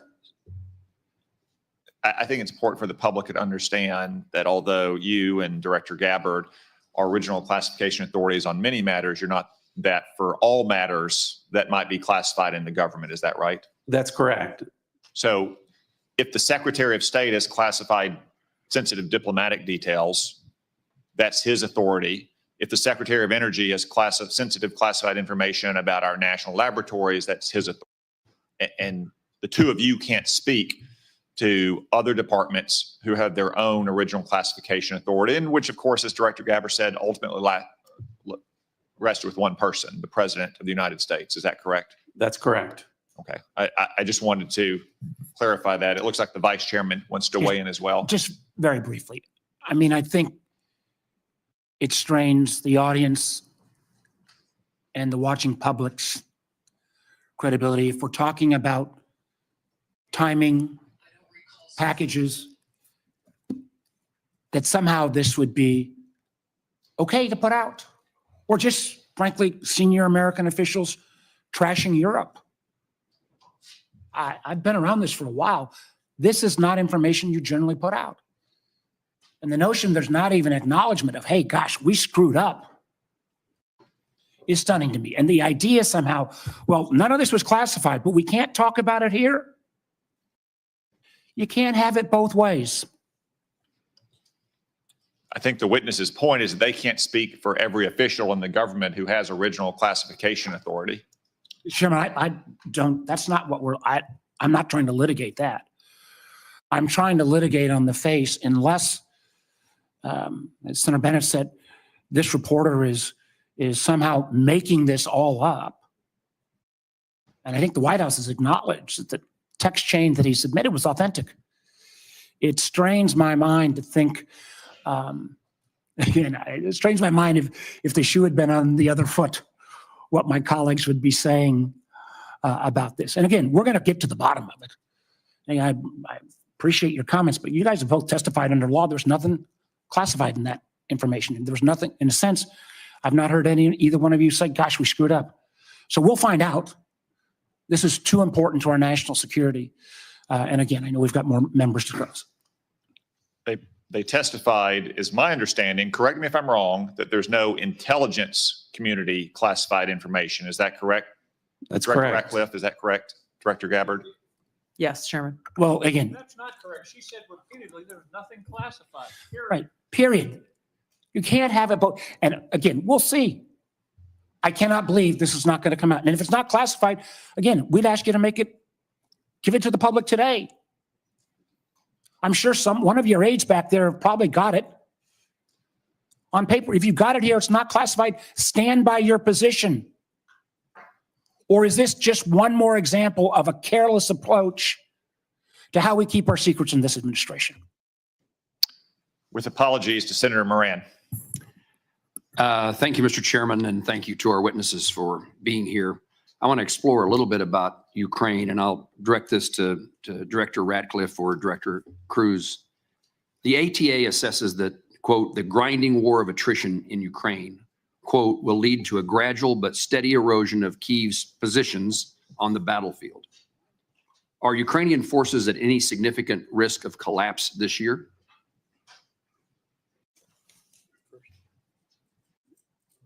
Go ahead. Before I turn it over to Director Ratcliffe, I think both sides are working through the equipment that they need, the industrial base they need to support that, and the personnel that are required to man all of that equipment and man the front lines. And as we see the battle space in the various portions, whether it's in Kursk, whether it's in any of the 4 oblasts, we see areas where Kyiv will struggle to prevent the slow attritional grind. We do not see an imminent collapse in any of the line of control battle spaces at this point. And then vice versa. That answers my question, unless you want to add something, Director. Whatever advantages in manpower and material they have, can Russia maintain its operational tempo without significant changes to how it's conducting the war? I think our assessment from a military perspective is that Russia has the ability to sustain its campaign longer than Kyiv would. Now, when that timeline hits, we do not have an assessment of, but I believe that if this were to go on for more than the remainder of this year, both sides would have a significant challenge maintaining their defense industrial base as well as their operational ops tempo. Longer than this year? That is correct, and they will each have difficulty at various points throughout the spring, summer, and fall as well. Thank you. Director Ratcliffe, ATA says continuing the Russia-Ukraine war perpetuates strategic risks to the United States of unintended escalation to large-scale war and heightened insecurity among NATO allies. What are the strategic risks to the United States if Russia were to achieve its maximalist objectives via peace agreement? Achieve via peace agreement? Yes. Well, I think that clearly the negotiations that are going on reflect that President Trump is seeking a cessation of the war on terms that will end the war permanently. From an intelligence community standpoint, and specifically with regard to CIA assets, we've taken steps to support that, the president's goal of an enduring peace. To General Cruz's comments, I agree with his assessment and generally the public assessment that Russia has the battlefield advantage, is grinding forward slowly. I want to comment on that, however, to say that with regard to the Ukrainian resistance, the Ukrainian people and the Ukrainian military have been underestimated for a period of several years now. And ultimately, I'm convinced from my reflections in observing from an intelligence standpoint that they will fight with their bare hands if they have to, if they don't have terms that are acceptable to an enduring peace. obviously, to the point of maximalist goals, President Trump has communicated that he is aware of the dangers of that, of Russia getting what they want. And I think that the peace talks that are taking place would reflect, if successful, and they are making progress, that both sides would not get everything that they want and no one's maximalist goals would be achieved. Thank you both. In the short time I have, I'm going to skip a question and ask that I intended to ask, but ask the director of the FBI. Director, I chair the subcommittee that appropriates money for the Department of Justice, including the FBI. It has been our practice that the FBI director, as well as the Attorney General, appear before our committee each year. And I want to make certain that you do not foresee any challenges that I will have in your presence when you come to speak when we invite you to come speak about your budget. I think when we visited in the office, you made yourself often available, pleased to talk to Congress. We're getting ready for the appropriations process to begin. The budget that the president intends to submit is seemingly months away, weeks away, long weeks away. And we may ask you to come testify about your priorities now or sooner than that. Is that a challenge for you that I ought to be aware of? From the FBI, no, as long as the Department of Justice and the Attorney General are good with it. Thank you. Senator Reid. Thank you very much, Mr. Chairman. Director Ratcliffe, you have repeatedly made the point that there was no classified information contained in any of these discussions that were reported in the Atlantic Monthly. Is that correct? No, that's not correct. So, Senator, what I've related is that any information that was related from my perspective or that I observed from the intelligence perspective was not classified information. With respect to the assertions and the allegations that there was strike packages or targeting information or things that relate to DOD, as I pointed out, the Secretary of Defense is the original classification authority for determining whether something's classified or not. And as I've understood from media reports, the Secretary of Defense has said the information was not classified. Are you aware that the Secretary of Defense declassified this information prior to the discussion? I'm not. Director Gabbard, same question. You've indicated, at least the impression I got, was there was no classified information discussed. Is that correct? Senator, my answer is the same as the director of the CIA's. So the question has to be posed to Secretary Hegseth whether he declassified the information and at what point he did declassify it. Do you agree? Yes, I defer questions to the Secretary of Defense. Okay. Director Patel, are you conducting an investigation of these discussions and activities? Thank you, Senator. As I informed the vice chairman on the same question, I found out about this late last night, early this morning, so I don't have an update for you on that. Well, thank you. When you get an update, we'd appreciate it very much. Yes, sir. Director Gabbard, were you overseas during any parts of these discussions? Yes, Senator, I was. Were you using your private phone or a public phone for the signal discussions? I won't speak to this because it's under review by the National Security Council.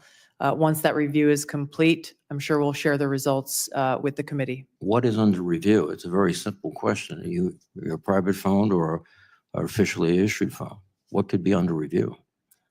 National Security Council is reviewing all aspects of how this came to be, how the journalist was inadvertently added to the group chat, and what occurred within that chat across the board. But so you were not going to disclose anything about whether you use the phone. Director Ratcliffe, there's been indication that the CIA has warned recently retired personnel about the vulnerabilities of Signal and other encrypted messaging applications. If that's the case, why were you discussing these issues on Signal? Senator, signal use, as I've said repeatedly, is permissible for work purposes. I've never said that end-to-end encryption apps like Signal are a substitute for classified systems. And I was not discussing classified information in this setting. But as you've indicated previously, perhaps the Secretary of Defense was discussing classified information, and only he can be held accountable in terms of whether it was classified or declassified at the point when he spoke. Is that accurate? Well, I didn't say it that way. I said the Secretary of Defense is the original classification authority. And my understanding is that his comments are that any information that he shared was not classified. But you have no way to verify that. I don't. Again, this is a very troubling example and a great lapse in our intelligence and our discussion. One further point, if you are not aware of any classified information on the discussions back and forth, would it be appropriate for the author to release the entire text of what he heard or transcribed? I think the author has released, my understanding, essentially almost all of the information as it's been related to me. I don't know what calculation the author made with regard to what information would be released or not. Well, he But again, I can again confirm that with respect to the communications that were related, as to me, there was no classified information. According to the article, quote, the message contained information that might be interpreted as related to actual and current intelligence operations, and the author did not disclose that information. So the question would be, if he disclosed everything he heard, in your view, that wouldn't be classified information. I know the context of what that is, and I think the author said might be interpreted as related to intelligence information. It was not classified information. So it goes back to my point. If he released all this information he did not release, he could do so without any liability at the federal level. I think you're asking for a legal answer that I'm not able to give you, but. Mr. Patel, can you opine? You're a lawyer and you're the director of the FBI. Would he face any legal liability if he released the information? Because of the questions you and the vice chairman have put to me, I'm not going to prejudge the situation, and that legal call is ultimately for the Department of Justice. Thank you. Thank you very much, Mr. Chairman. Senator Ossoff. Thank you, Mr. Chairman, and thank you all for joining us and for your service. Just to make sure I understand some of the basics here. So Director Radcliffe, you were a member of the Houthi PC small group signal chain, correct? I was. Yeah, and so were the Vice President, the Secretaries of State and Defense, the National Security Advisor, and Ms. Gabbard, correct? I believe so. I don't have a list of who was invited to be on. And so was National Political Reporter Jeffrey Goldberg, correct? I don't know that. Yes, you do.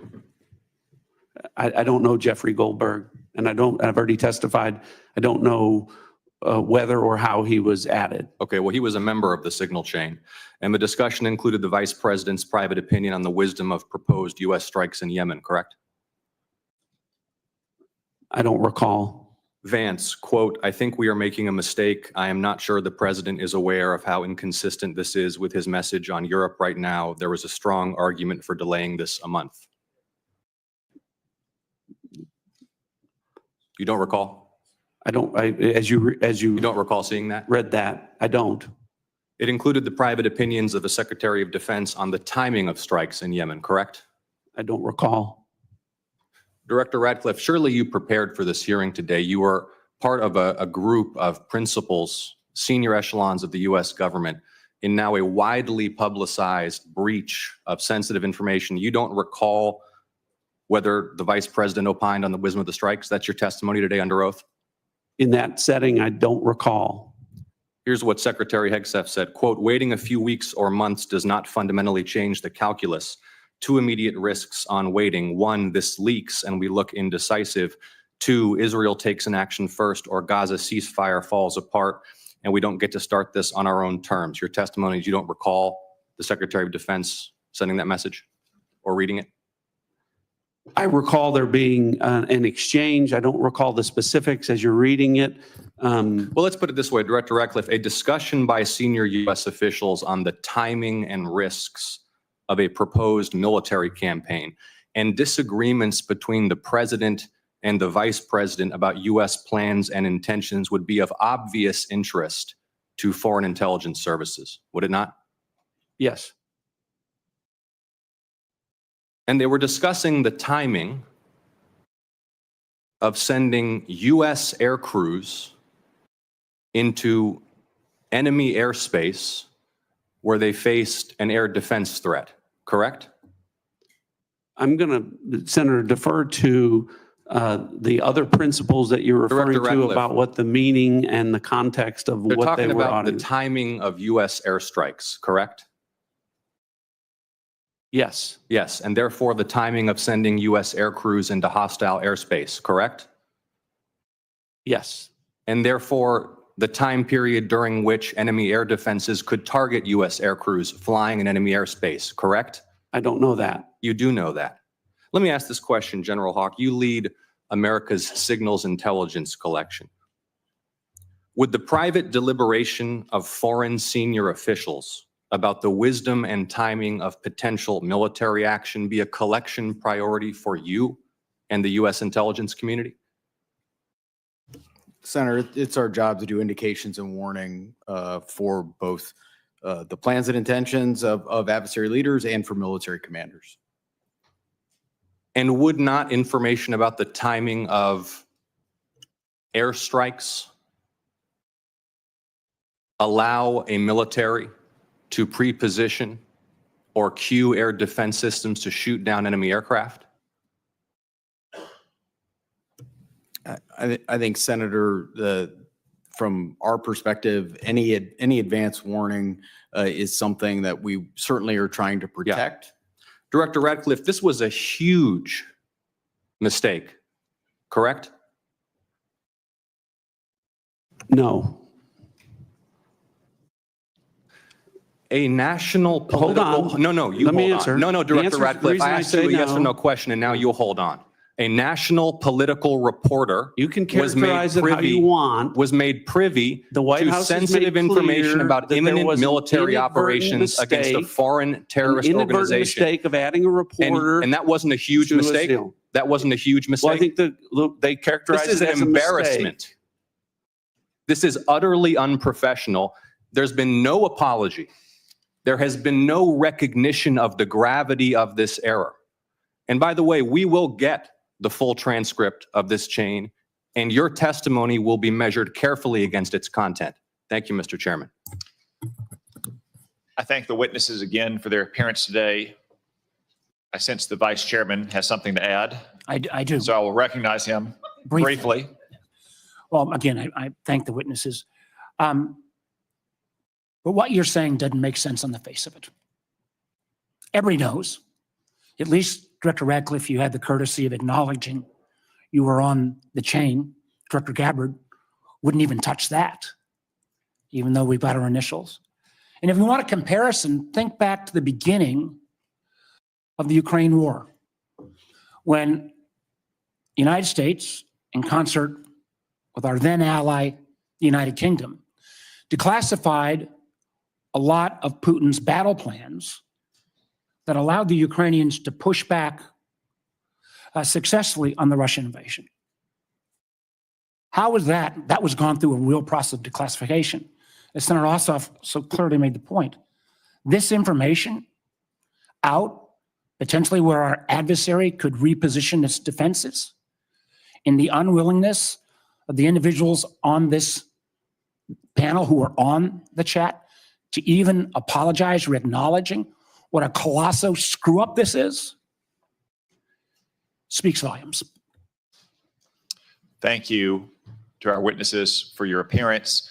A few administrative matters. As I mentioned earlier, Senator Collins is under the weather. She regrets that she could not be here for your testimony.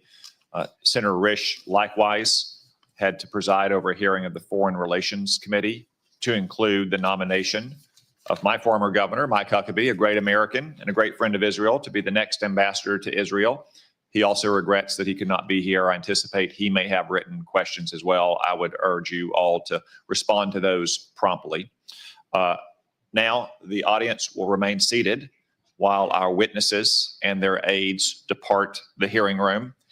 The Capitol Police will ensure this occurs. I want to commend the Capitol Police and our committee security staff for running an orderly hearing today. For the benefit of members, the vote on the floor has been called. We will adjourn this open hearing and we will reconvene in closed setting at 12:40 p.m. The hearing is adjourned.